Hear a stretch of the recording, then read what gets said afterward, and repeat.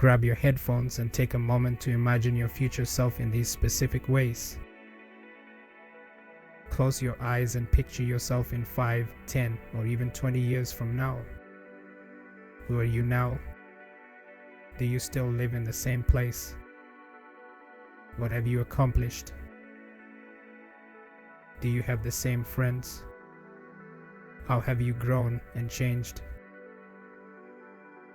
This may seem like a daunting task, but by exploring our future selves, we can gain a better understanding of who we are, what we want, and where we're headed. So, let's embark on this journey together and explore what our future selves may hold.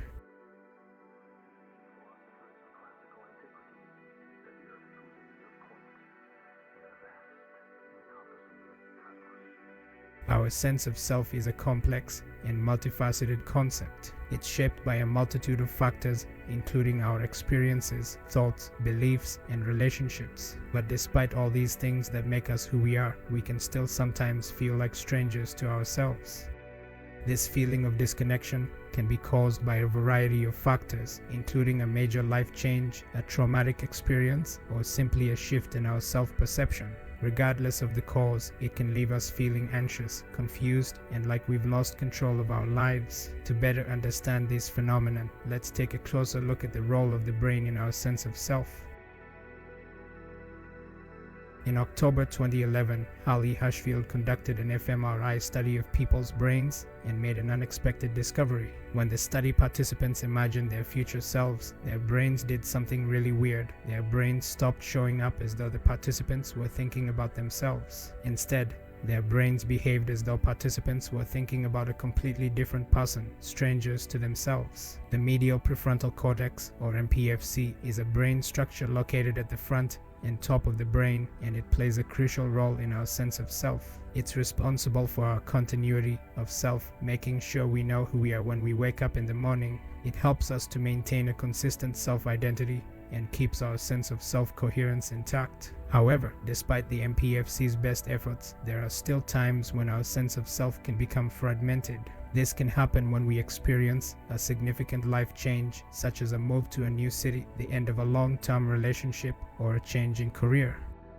These events can disrupt our sense of self and make us feel like we're not the same person we once were. According to Hushfield, it seems to revolve around the emotional disconnect we have with our future selves. The findings explain, at least in part, why we don't save enough for unexpected expenses or retirement, but will give money away, sometimes to complete strangers. We so frequently engage in unhealthy behaviors, particularly those that are the direct cause of future disease. We make poor ethical choices, even when we are aware of probable future consequences.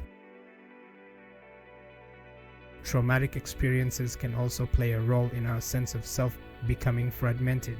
For example, a traumatic event such as a car accident, a natural disaster, or a violent crime can leave us feeling like we're not the same person we once were. The experience can be so overwhelming that it can alter our sense of self and leave us feeling like we're not the same person we once were. Our self-perception can also play a role in our sense of self becoming fragmented.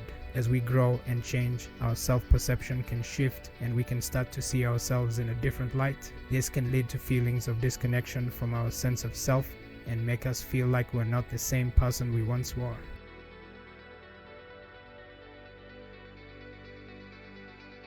So what can we do to better understand and reconnect with our true selves? The first step is to become more self-aware. This means paying attention to our thoughts, emotions, and behaviors and learning to understand why we do the things we do. By becoming more self-aware, we can gain insight into our true selves and make any necessary changes to better align with who we are and what we want from life. Mindfulness and self-reflection are two techniques that can help us to become more self-aware.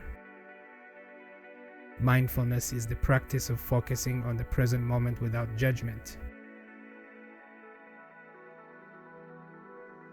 By practicing mindfulness, we can learn to observe our thoughts and emotions without becoming attached to them, and this can help us to better understand ourselves. Self-reflection involves taking time to think about our experiences, thoughts, and emotions.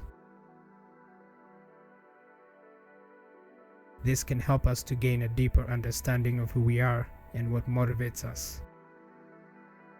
Because we're emotionally disconnected from our future selves, the key to that connection is empathy. To gain that empathy, when we think about the future, we have to really imagine ourselves in that future. The next time you find yourself thinking into the future, remember to be kind to your future self. Put yourself in your own shoes and imagine, in as much detail as you can, how your future self will respond and what they would say to your present self if given the opportunity. In a recently study done by UC Berkeley, researchers determined that thinking about what the future likely holds helps us decide what course to take in the here and now. If done right, it helps motivate us toward achieving goals. This one is a bit of a two-edged sword. If we think too positively about our future, we may get relaxed and not work as hard toward achieving our goals. Striking a balance is about making realistic goals, then achieving progress on a regular basis. So there you have it, a brief exploration of why we can sometimes feel like strangers to ourselves and what we can do to better understand and connect with our true selves. It is not intended as psychological or medical advice.